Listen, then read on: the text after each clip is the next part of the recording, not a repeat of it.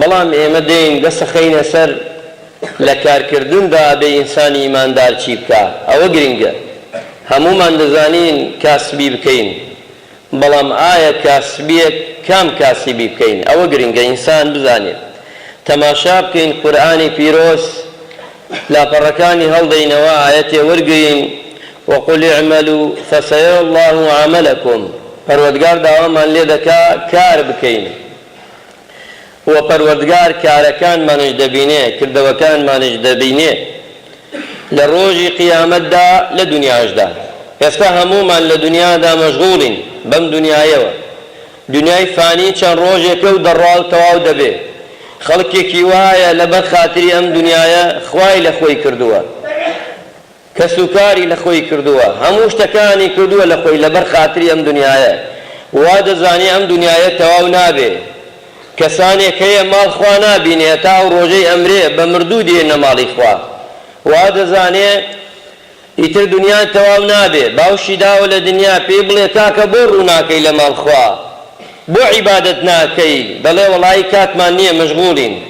ئەو وا دەزانێت دروست کراوە بۆ دنیا، نازانێت دروست کراوە بۆ ئاخیرەت، لەبەر خاتەی ئاخیرەت دنیایم پێداوە.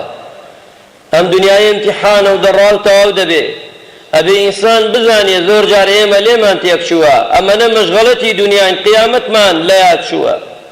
ئەمە نەکبەتیە کە بەڕاستی زۆر جار وامان لێ کە ئەم دنیایە تەماحی ئەم دنیایە وامان لێ دەکات کە ئێمە دنیایەکی هەتاییە لەبیر بکەین بۆ دنیایەکی چەند ڕۆژی.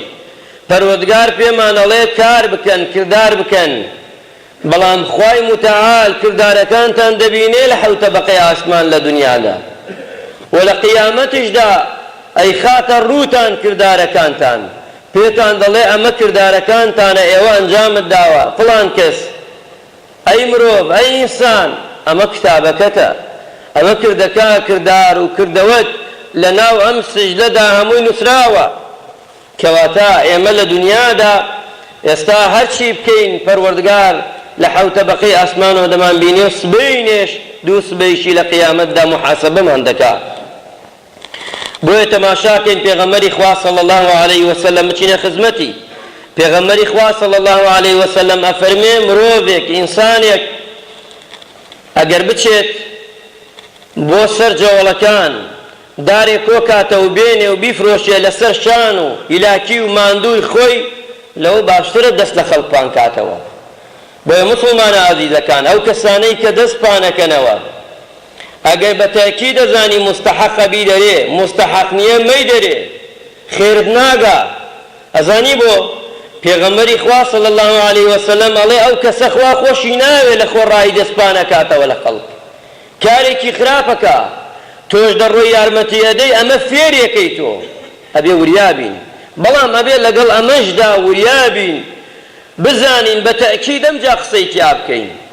بۆیە وریابین لەوەی خەڵکێکی زۆر خەریک ئەم کارە بێ، ئەمە بێتە پیشەی ئیسراحەتە لە پاڵی ئەما بەحەسێتەوە. ئینسان هەتا بتوانێت دەست لە خەڵکپان نەکاتەوە، عەزیمەتی نەفسی بێ، لە دڵیدا عەزیمەتی بێ، ئامادە بێ لە ماڵدا شتێکی زۆر کەم بخوا، بەڵام لە خەڵک دەستپان نەکاتەوە. ئەوە گرنگە. بۆیە پێغەمبەری خوا فەرمێ صلی الله علیه وسلم کابرایەتە خزمەتی، فەرمووی پێغەمبەری خوا یارمەتیم بە. وتی باشە هیچ شتێ لە ماڵ، وتی بەڵێ درەمێک مەیە، وتی بڕۆ بێنە.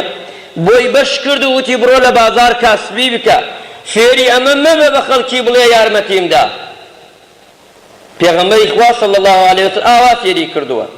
ئەبێ ئێمە لەگەڵ ئەوە بین خەڵک فێری کارکەین. لەوە گەورەتر ئەگەر کەسێک کۆمپانیایە شتێکی هەبێ خەڵکی بکاتە ئیشەوە، ئەرکەوە، کارەوە، بەڕاستی گەورەترین خەیریەیە، باشترین خەیریە، چونکە ئەم ئینسانە نایەلێ ئەوەی کە دەستپان کاتەوە لە خەڵک. بۆیە پێغەمبەری خوا صلی الله علیه